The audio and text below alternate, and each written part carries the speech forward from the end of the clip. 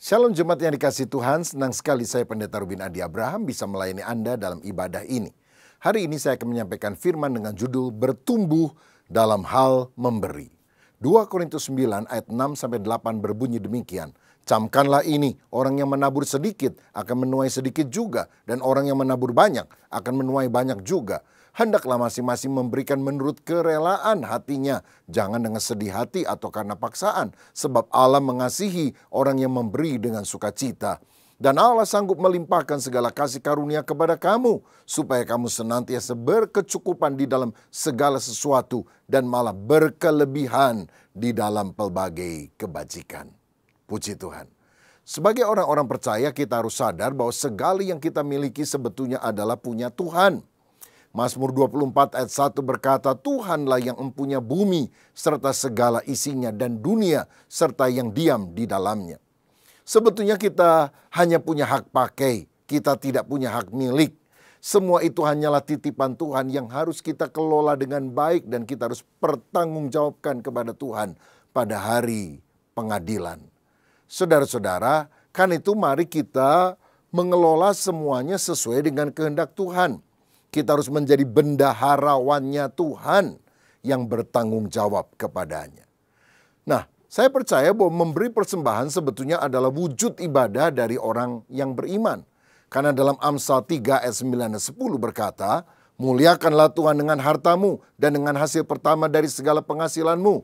Maka lumbung-lumbungmu akan diisi penuh sampai melimpah-limpah dan bejana pemerahanmu akan meluap dengan air buah anggurnya. Kalau kita memuliakan Tuhan dengan harta kita, dengan persembahan kita, maka Tuhan berjanji akan melimpahi kita dengan berkat-Nya. Saudara, dalam Ulangan 16 ayat 16b sampai 17 ada aturan bagi orang yang beribadah. Dikatakan, janganlah ia menghadap hadirat Tuhan dengan tangan hampa, tetapi masing-masing dengan sekedar persembahan, sesuai dengan berkat yang diberikan kepadamu oleh Tuhan Allahmu. Jadi kalau kita beribadah, jangan dengan tangan kosong. Harus memberi persembahan. Soal besarnya itu sesuai dengan kadar takaran kemampuan masing-masing. Pada zaman dulu orang Israel kalau beribadah membawa domba, membawa merpati, juga memberikan persembahan berupa uang. Kita sekarang juga bisa memberikan persembahan berupa uang atau hal yang lain untuk kemuliaan nama Tuhan. Sebab dengan memberi kita menyatakan kemurahan hati yang merupakan sifat Allah yang harus nampak dalam kehidupan orang percaya. Ada ungkapan yang berkata, you can give without loving, but you can love without giving. Engkau dapat memberi tanpa cinta, tapi engkau tidak bisa mencintai tanpa memberi. Alkitab berkata, karena begitu besar kasih Allah akan dunia ini, sehingga dikaruniakannya anaknya yang tunggal. Bapa Surgawi mengasihi dunia ini dan Dia memberikan putra tunggalnya Yesus demi keselamatan kita. Nah, kalau Tuhan sudah memberikan yang terbaik, apa yang kita berikan kepada Tuhan yang telah begitu baik dalam hidup kita? Saya yakin bahwa ciri orang beriman adalah rela berkorban atau mengorbankan yang terbaik bagi Allah. Karena kasih berarti memberi yang terbaik, tidak menghitung-hitung harganya. Nggak hitungan sama Tuhan. Bahkan menyesal mengapa kita tidak bisa memberi lebih baik, lebih banyak dari yang seharusnya kita bisa lakukan. Yaitu kepada orang yang kita kasihi, khususnya kepada Tuhan. Nah, kalau saya baca dalam Alkitab, ternyata konsep memberi itu dibahas sangat luas di dalam Alkitab. Di dalam Alkitab kira-kira ada 1520 ayat tentang persembahan. Bahkan 2/3 dari perumpamaan Yesus itu bicara tentang uang atau harta milik. Ini seringkali bukan merupakan topik yang disukai oleh orang. Apalagi manusia egois yang punya prinsip ekonomi dengan pengorbanan sekecil-kecilnya mendapatkan hasil yang sebesar-besarnya. Nah, tetapi firman Tuhan itu adalah patokan kita. Dan firman Tuhan harus merubah hati manusia yang kikir. Orang Kristen tidak pernah menghayati arti keselamatan seutuhnya bila keinginan untuk memperoleh belum berubah menjadi kesukaan untuk memberi. Sakius ketika bertobat percaya kepada Yesus diselamatkan. Dia berkata, setengah hartaku kubagikan kepada orang miskin.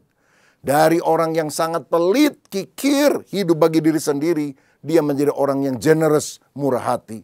Jadi cirinya orang yang sudah benar-benar diselamatkan adalah dia menjadi orang yang murah hati karena dia mendapatkan kemurahan dari Tuhan.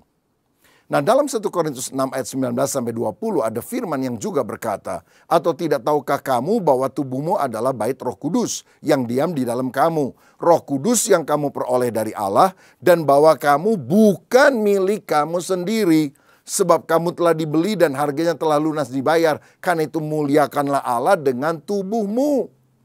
Kita ini bukan milik kita sendiri, kita adalah milik Tuhan. Jadi bukan hanya 10% yang kita punya adalah milik Tuhan.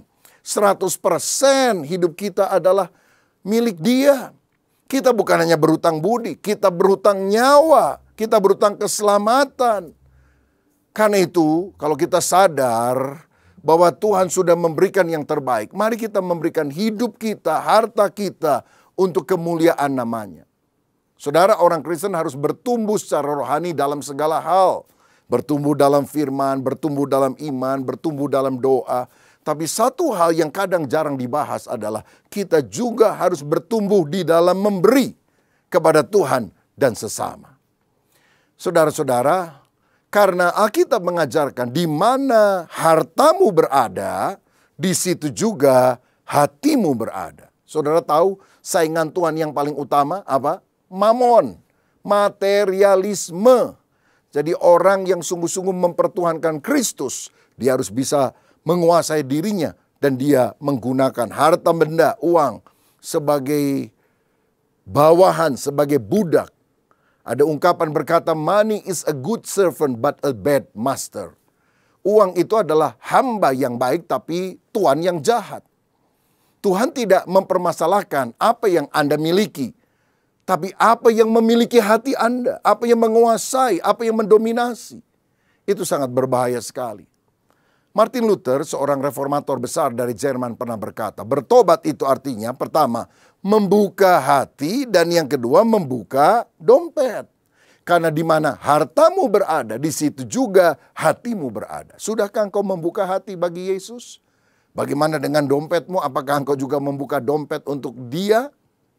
Nah, saya ingin ajak saudara melihat ada 5 tingkat dalam pemberian. Dan kita harapkan bertumbuh dari level yang pertama sampai yang tertinggi. Yang pertama, ada orang yang memberi karena kewajiban, karena merasa harus. Orang itu memberi karena tahu bahwa hal itu benar untuk dilakukan. Ya, kita harus memberi sesuatu kepada Allah dan gerejanya. Karena orang-orang dalam gereja juga melakukan hal yang sama. Mungkin waktu kita memberi tidak ada sukacita, kadang-kadang kurang rela. Tapi supaya kita tidak malu, rasanya kok nggak enak ya orang kasih persembahan, saya tidak, rasa risih, rasa salah. Jadi kita memberi, tapi ala kadarnya. Kadang-kadang kita juga ngomel kalau ada pendeta yang khotbah tentang uang, tentang persembahan. Malah kita berkata, wah itu pendeta mata duitan. Nah, berarti kita seringkali masih berada di level yang paling bawah, saudara. Mari kita maju, mari kita bertumbuh di dalam pemberian.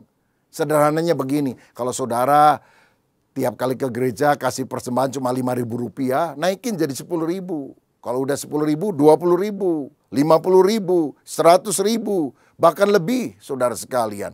Itu artinya kita mengalami pertumbuhan. Masa ada orang Kristen katanya cinta Tuhan kasih persembahan lebih besar untuk biaya parkir daripada untuk Tuhan. Emang Tuhan tuh nggak parkir? Nah saudara, kalau saya ke Amerika saya lihat sekarang tips ketika kita makan di restoran itu rata-rata 20%. Pada di Alkitab persepuluhan atau tithe dalam bahasa Inggris itu disebutkan hanya 10%. Jadi ada hamba Tuhan yang bergurau, udahlah kalau ke gereja jangan kasih tithe persepuluhan, kasih tip aja katanya. Karena tip lebih besar daripada tithe atau persepuluhan. Ini menunjukkan bahwa sebetulnya kita mesti mengupgrade kapasitas kita di dalam memberi persembahan. Ya, jangan pakai lagu lama. Aku masih seperti yang dulu. Dulu kasih 1.000 perak sampai akhir zaman 1.000 perak. Wah, nggak ada kemajuan itu namanya, saudara. Yang kedua, memberi dengan rela tapi sedikit jumlahnya. Ayat 7 tadi berkata, Allah mengasihi orang yang memberi dengan sukacita. Nah, Tuhan memang mengasihi orang yang memberi dengan sukacita, dengan rela. Dan orang seperti ini biasanya tidak mengkritik pendeta yang khotbah tentang uang. Dia tidak terpaksa kalau memberi. Dia juga tidak ngomel. Oh, bagus ya. Dia memberi dengan rela, sukacita. Tapi jumlahnya sedikit. Makanya itu dia tidak merasa terpaksa. Sedikit yang dikasih. Jadi nggak apa-apalah dibandingkan dengan apa yang mereka miliki. Nah, kadang orang di level kedua ini protes bila gereja mencantumkan nama dan jumlah sumbangan seseorang terhadap satu proyek tertentu dalam gereja. Bukan apa, karena dia lihat jumlah sumbangannya sedikit dibandingkan dengan orang lain, saudara sekalian. Saya mau katakan demikian, rela saja tidak terlalu banyak menolong untuk pengembangan gereja atau pekerjaan Tuhan. Seperti misalnya orang yang menemukan ada pejalan kaki di padang gurun yang hampir mati kehausan. Lalu dia membuka tempat airnya dan dengan sukacita, sukarela dia memberikan minum kepada orang yang kehausan di padang pasir itu dengan 1 tetes air. Rela tapi cuma 1 tetes. Apa gunanya, saudara-saudara? Nah, jadi kita harus memikirkan bagaimana kita mesti bertumbuh di dalam persembahan. Banyak orang berpikir bahwa gereja harus tetap eksis, seluruh programnya harus jalan, wow, misi persembahannya harus banyak. Tapi dia sendiri tidak mensupport untuk hal tersebut. Pada gereja punya banyak kebutuhan. Untuk operasional gedung saja, untuk para full timer saja, tentu perlu biaya yang besar. Nah, kadang-kadang ada orang pikir begini, pendeta harus segagah burung Raja Wali. Tapi kalau makan seperti burung pipit sajalah yang kecil. Saudara, ini kan sesuatu yang tidak fair. Karena gereja juga membutuhkan banyak biaya. Semakin besar gereja tersebut, semakin banyak pelayanannya. Semakin banyak juga biaya yang dibutuhkan. Bagaimana kita bisa bertumbuh dalam hal persembahan?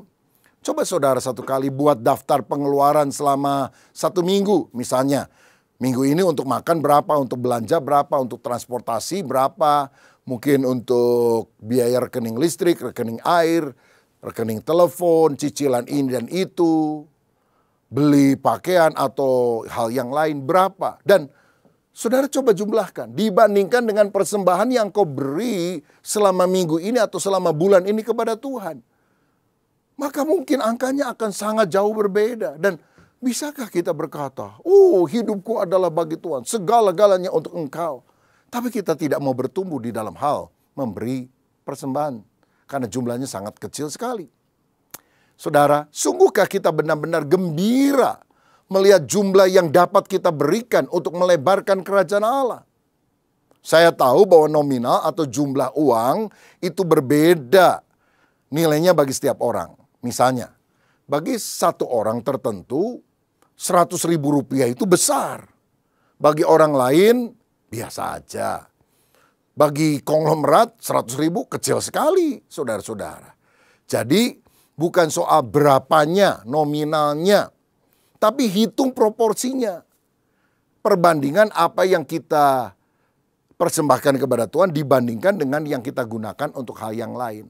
Jadi, sederhananya gini, kalau saudara memberi persembahan 100.000 rupiah pada uangmu 1 juta, berarti itu kan 10%. Kalau saudara memberi persembahan 1 juta rupiah, itu kan lebih besar dari 100.000 kan.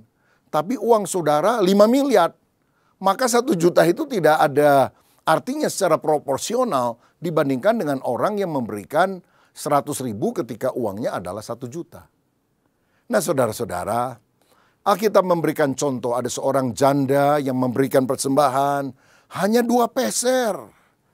Hanya uang yang sangat kecil sekali. Tapi Yesus memuji dia dan berkata, dia memberi lebih banyak dari semua orang lain yang telah memberi persembahan. Karena dia memberi segala-galanya yang dia miliki. Seluruh penghasilannya dia berikan kepada Tuhan. Jadi Tuhan bukan lihat hanya nominalnya, tapi terutama proporsinya dibandingkan dengan jumlah keuangan kita yang lain. Saya teringat satu kali Ada gereja mitra kita di kota Banjar sedang membangun, saudara, renovasi.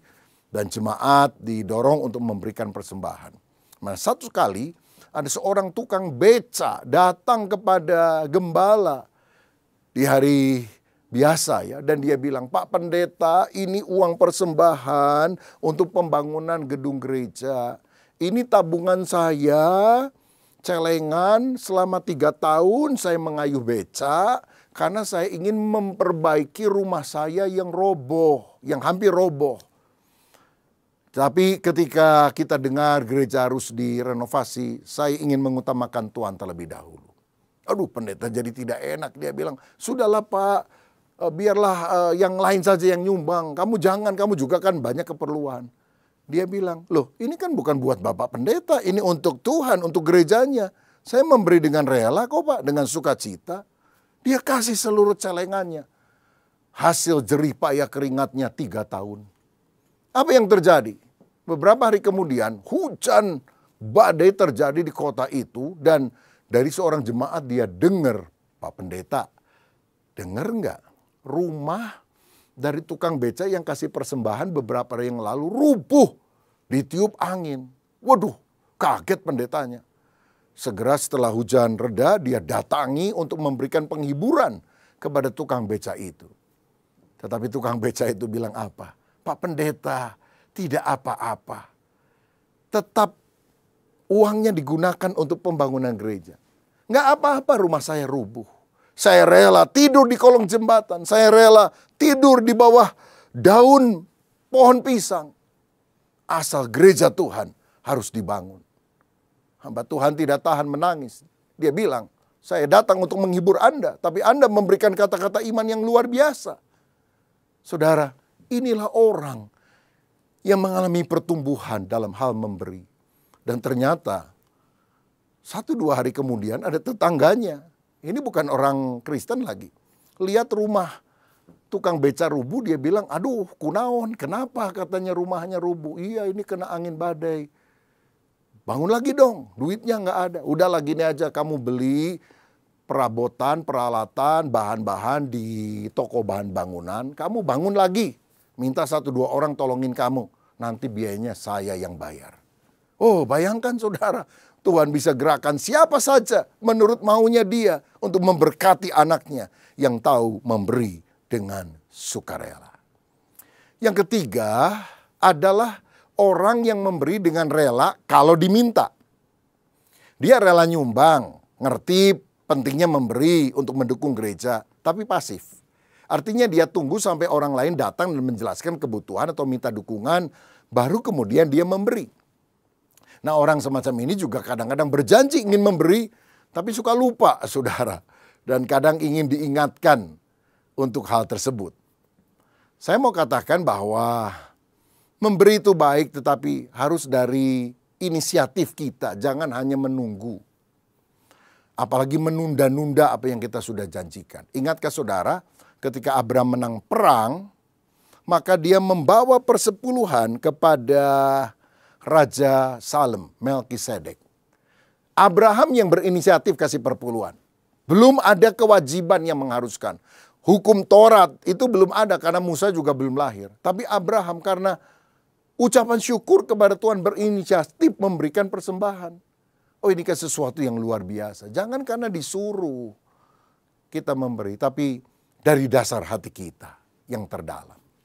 Satu kali ada orang kaya mengeluh kepada pendeta karena dia dengar ada orang-orang yang mengkritik bahwa dia orang pelit, kikir katanya.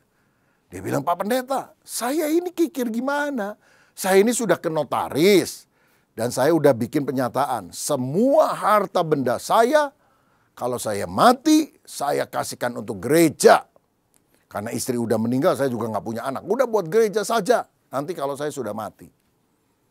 Tapi kenapa orang mengkritik saya? Pendeta bilang, "Bagus dong kalau begitu." Tapi saya punya cerita ya. Ada babi sama sapi. Satu kali babi ngomel sama sapi. "Pi, kamu tahu nggak?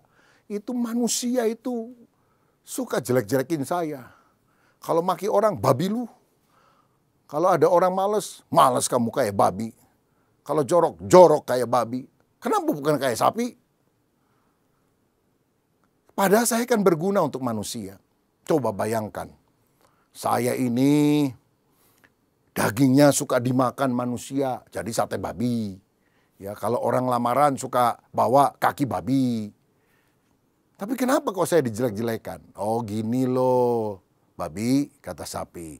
Saya ini memberi kepada manusia waktu saya masih hidup. Susuku diperah, anaknya minum, anak yang punya peternakan ini bisa minum. Badan saya dipakai untuk mengangkat barang-barang berat. Jadi saya sudah berguna, berjasa ketika saya mati. Lah kamu itu jadi sate babi dan sebagainya kalau kamu sudah meninggal. Saudara, maksudnya apa? Mari kita jadi berkat, bukan nanti kalau kita udah mati. Selagi kita hidup, kita belajar jadi berkat, memberi persembahan yang terbaik. Level yang keempat adalah orang yang memberi tanpa diminta dan tanpa pamrih. Wah, ini luar biasa. Tanpa diminta dan tanpa pamrih. Pada umumnya orang sulit memberi bila pemberiannya itu tidak dihargai atau tidak ada ucapan terima kasih atau tidak ada perhatian dari si penerima. Orang semacam ini adalah orang yang sulit memberi kepada organisasi sosial atau gereja tanpa melihat fotonya dulu, kebutuhannya dulu. Dan kalau dia memberi, dia mau memberi langsung, memberi sendiri kepada orangnya. Nggak mau titip sana-sini, begitu. Nah, ini berbeda dengan orang yang bertumbuh dalam hal memberi pada level keempat.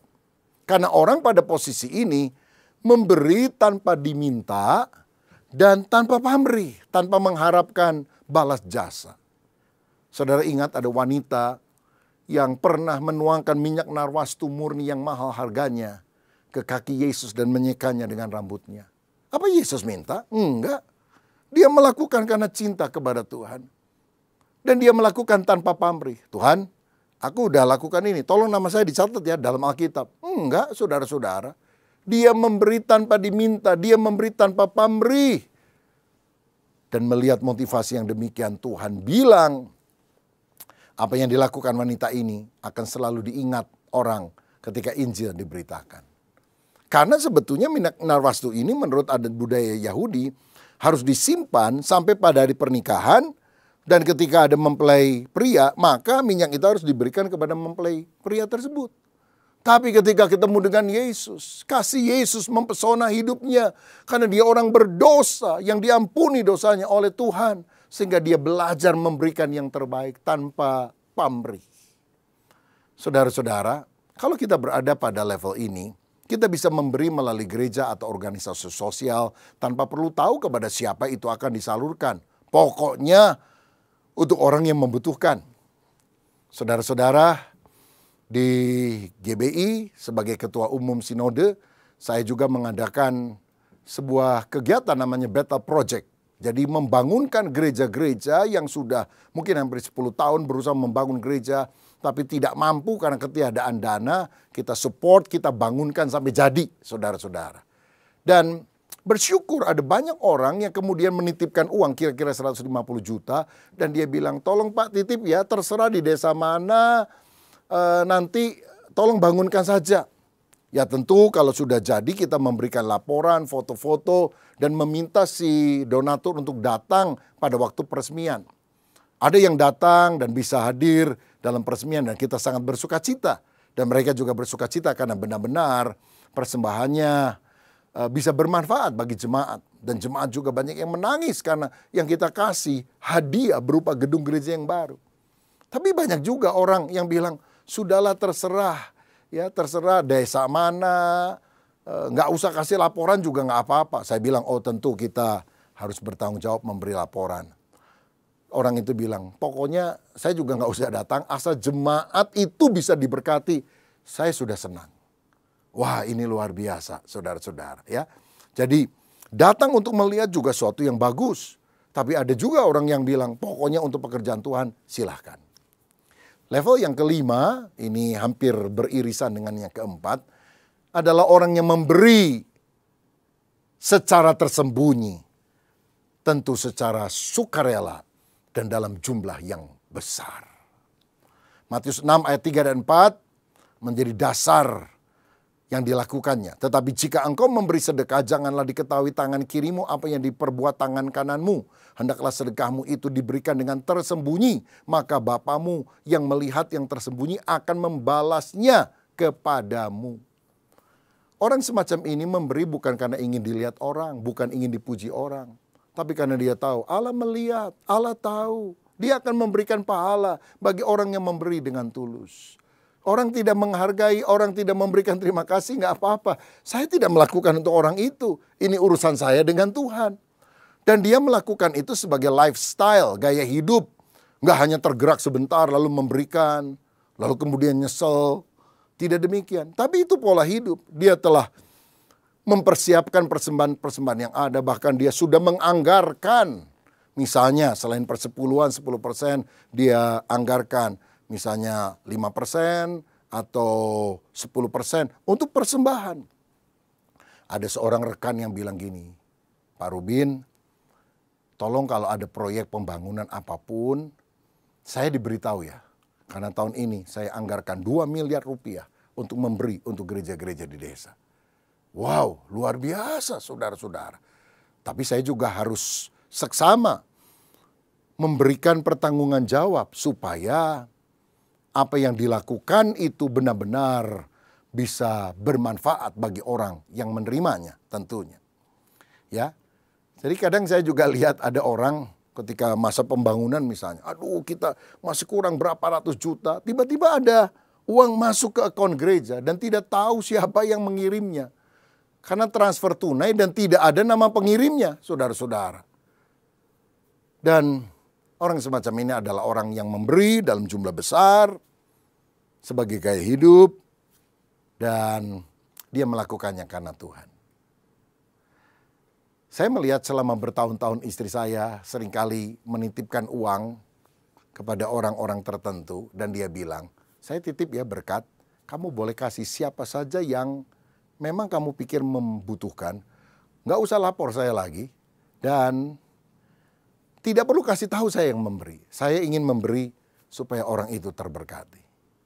Saudara-saudara, dan saya melihat ketika istri saya melakukan itu dari tahun ke tahun, selalu ada berkat yang Tuhan berikan. Bukan karena kita tawar-menawar begitu, saya kasih ini nanti saya dapat ini. Enggak, tapi ketika kita memberi dengan tulus, Tuhan juga mau menjadikan kita saluran berkat kepada banyak orang.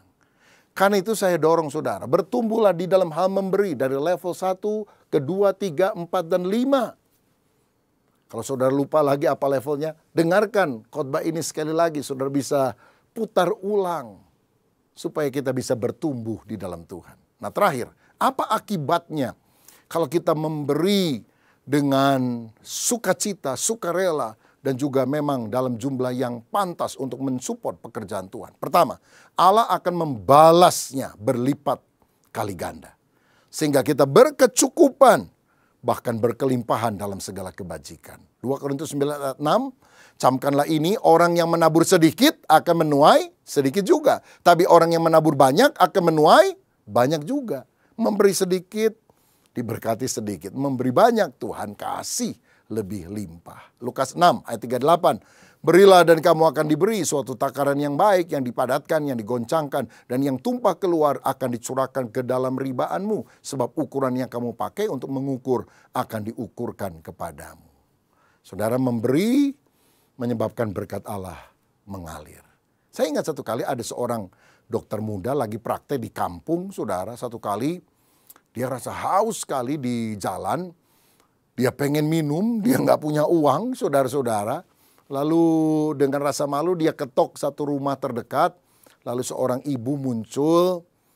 Dia tanya, ada apa anak muda? Aduh, mohon maaf ibu, saya ini haus sekali. Boleh nggak saya minta segelas air? Oh, bisa, silakan duduk. Saudara, ibu itu masuk ke dapur dan tidak lama dia memberikan segelas air susu segar. Lalu dia bilang, silakan minum. Setelah habis, dokter muda ini bilang, berapa saya harus bayar ya untuk segelas susu ini? Oh, gratis, saya memberi dengan sukacita. Lain kali kalau kamu kehausan, kamu ketok aja rumah saya akan kasih susu yang lain, katanya. Saudara-saudara, orang itu pulang, Dan bertahun-tahun kemudian dokter muda ini sudah menjadi seorang dokter yang berpengalaman dan karirnya sukses. Sampai satu kali ada seorang ibu tua yang harus dirawat di kota. Dan penyakitnya berbahaya, harus dirawat cukup lama dengan biaya yang sangat besar. Dan ketika dia sudah selesai perawatan, dia mau keluar, dia kaget melihat biaya administrasi yang harus dia bayarkan itu jutaan, besar sekali. Dia nggak punya uang. Tapi waktu dia teliti di bawahnya, ada cap lunas dan ada tulisan harga segelas susu. Dia bingung apa yang terjadi. Dokter itu kemudian muncul dan dia bilang, aku tidak pernah lupakan apa yang kau perbuat ketika aku masih muda dan tidak punya uang sama sekali. Engkau memberi aku segelas susu padahal aku hanya minta air bening biasa. Dan ketika engkau datang ke sini untuk diobati, penyakitmu parah, biayanya besar. Saya tergerak untuk memberikan apa yang saya bisa. Ilmu saya, kemampuan saya, dan saya bisa. Dan saya juga membayarkan biaya untuk obat dan biaya untuk rumah sakit ini. Terima kasih Ibu untuk ketulusanmu memberikan aku segelas susu. Pulanglah, sehatlah, sembuhlah. Dan tidak usah pikir soal biaya. Sebab semuanya sudah lunas. Karena itu adalah harga segelas susu. Wow, luar biasa. Saudara-saudara, kalau kita memberi dengan sukacita, berkat Allah akan dilimpahkan. Maliahi 3 ayat 10, bawalah seluruh persembahan persepuluhan itu ke dalam rumah perbendaharaan, supaya ada persediaan makanan di rumahku, dan ujilah aku, firman Tuhan semesta alam. Apakah aku tidak membukakan bagimu tingkap-tingkap langit dan mencurahkan berkat kepadamu sampai berkelimpahan? Kalau kita belajar memberi yang terbaik untuk Tuhan, tingkap langit dibuka, berkat Allah dilimpahkan kepada kita. Kita akan kaya, dicukupi secara materi. Istilahnya kaya secara tubuh dalam tanda kutip. Tapi yang kedua berkatnya adalah Allah memberikan hati yang berkemurahan kepada kita. 2 Korintus 9 ayat 11, kamu akan diperkaya dalam segala macam kemurahan hati yang membangkitkan syukur kepada Allah oleh karena kami. Saudara, kalau kita memberi, maka kemurahan hati, generosity ada dalam hidup kita. Itulah watak yang kita miliki, mencontoh dari watak Bapa Surgawi, mencontoh dari watak Kristus, di mana Kristus juga ingin menjadi saluran berkat bagi banyak orang. Itulah hidup yang berarti, hidup yang luhur dan mulia. Kita bukan hanya kaya harta, tapi miskin jiwa. Tetapi kita juga memiliki kemurahan hati. Artinya bukan hanya kaya materi, kaya tubuh, tapi kaya jiwanya. Dan yang ketiga, yang terakhir, apa yang akan terjadi kalau kita memberi dengan tulus dan sukacita? Allah akan dipermuliakan. 2 Korintus 9 ayat 13. Dan oleh sebab kamu telah tahan uji dalam pelayanan itu, mereka memuliakan Allah. Karena ketaatan kamu dalam pengakuan akan Injil Kristus. Dan karena kemurahan hatimu dalam membagikan segala sesuatu dengan mereka dan dengan semua orang. Kalau kita belajar membagikan sesuatu kepada orang lain, Tuhan akan dipermuliakan. Ayat 11 tadi juga berkata bahwa pemberian kita itu membangkitkan syukur kepada Allah. Kita akan menjadi orang yang menyenangkan hati Tuhan. Itulah kekayaan roh spiritual yang kita miliki. Jadi kalau kita memberi dengan tulus, terus bertumbuh di dalam memberi, kita kaya. Tubuhnya, jiwanya, dan rohnya. Ini doa saya supaya kita menjadi orang yang sungguh-sungguh bertumbuh di dalam hal memberi dan kaya di dalam Tuhan. Tuhan Yesus memberkati. Saudara yang mau bertumbuh dalam hal memberi, mari taruh tanganmu di dada. Saya mau berdoa untuk Anda. Bapak Surgawi, terima kasih untuk kesempatan kami dapat memuji dan memuliakan nama-Mu dan menerima firman-Mu. Kami berdoa pada hari ini ya Tuhan, anak-anak-Mu yang sudah mendengarkan firman, segala roh kikir, pelit dicabut dalam nama Yesus. Dan berikan kepada kami hati Bapa Surgawi, hati yang penuh dengan kemurahan, suka memberi, mendukung pekerjaan Tuhan, menolong orang-orang yang susah. Terima kasih Bapa. Kami juga mau belajar memberi sehabis kami mendengarkan firman Tuhan ini. Supaya apa yang kami dengar bukan hanya teori, tetapi kami bisa mempraktekkan dalam hidup kami. Dan kami percaya Tuhan akan melimpahi kami dengan kekayaan roh, jiwa, dan tubuh. Karena Allahku akan memenuhi segala keperluanmu menurut kekayaan dan kemuliaannya dalam Yesus Kristus. Demi nama Yesus, haleluya. Amin. Tuhan Yesus memberkati.